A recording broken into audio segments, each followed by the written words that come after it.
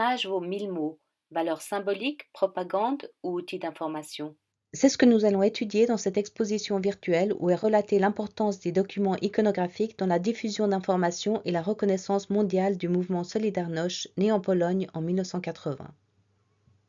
Regardons pour commencer le graphisme du mot Solidarność.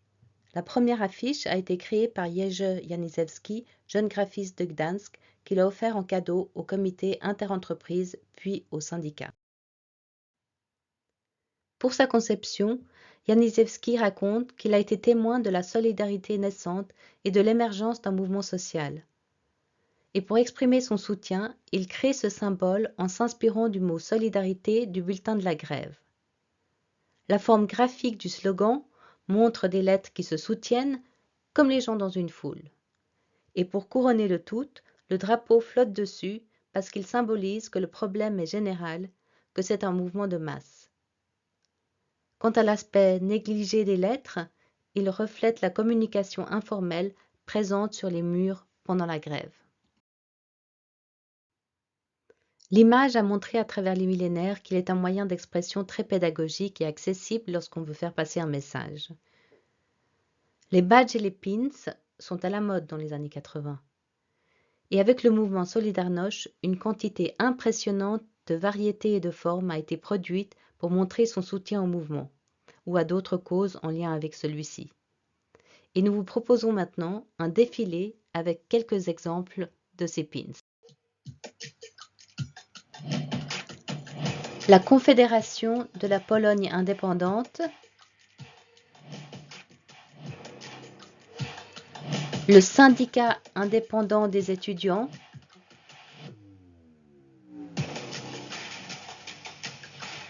le Fonds pour les acteurs libres, la liberté pour les prisonniers politiques,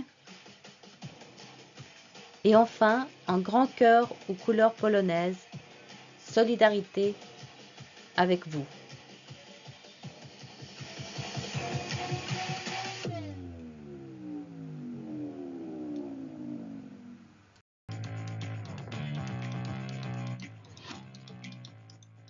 Il arrive aussi parfois que la forme des pins soit identique mais affiche des opinions opposées.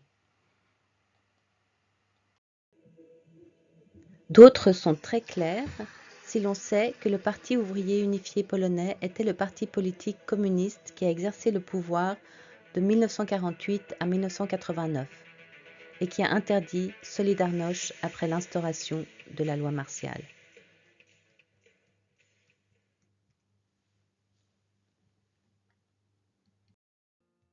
Et puis, il y a des pins pour la paix, ou plus précisément pour le prix Nobel de la paix, décerné à Lech Wałęsa en 1983.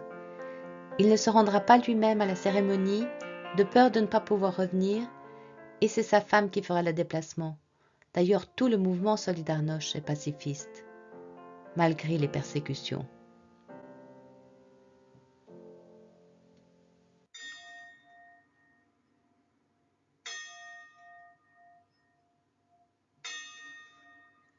Évidemment, il y a aussi des pins pour le pape, dans cette Pologne très catholique.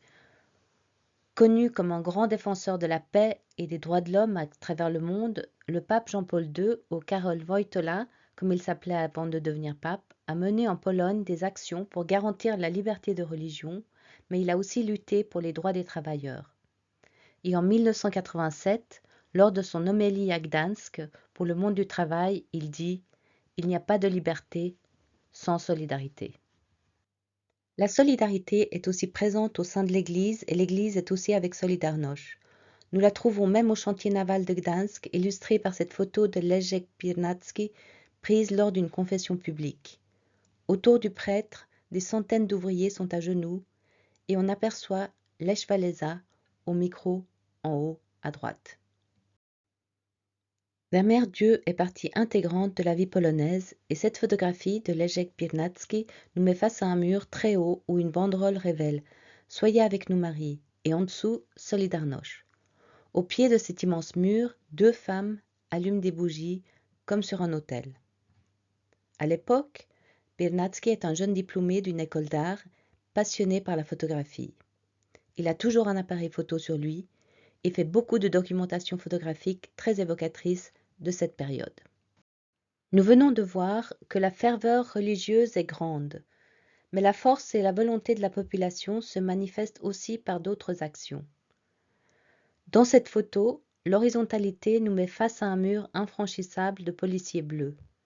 Mais au-dessus s'étend une banderole Solidarność puissante. Le logo Solidarność trouve sa place partout, comme ici, tamponné sur des enveloppes. Parfois, il accompagne aussi des dessins qui illustrent la difficulté qu'il y a d'avoir accès à de la nourriture. Et nous pouvons bien nous imaginer que la vie n'est pas facile face à ce gouvernement qui a instauré la loi martiale, même si Solidarność forme une unité inébranlable et résiste. Cette résistance, nous l'avons vu, s'exprime à travers des moyens créatifs les plus divers, et dans ce palmarès, il y a aussi les dessins satiriques pour dénoncer de manière audacieuse et parfois humoristique les failles du gouvernement de Jaruzelski. C'est une manière de ridiculiser la tyrannie, mais aussi de montrer la réalité à travers la satire et la caricature.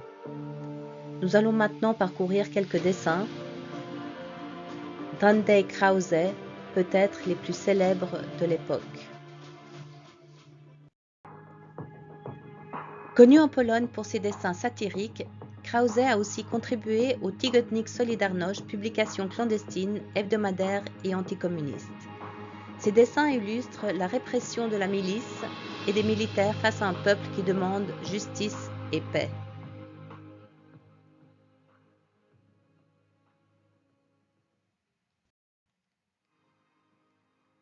L'affiche, autre moyen d'expression, déjà très utilisé par le régime communiste comme moyen de propagande dans le pays, mais également au travers d'expositions à l'étranger.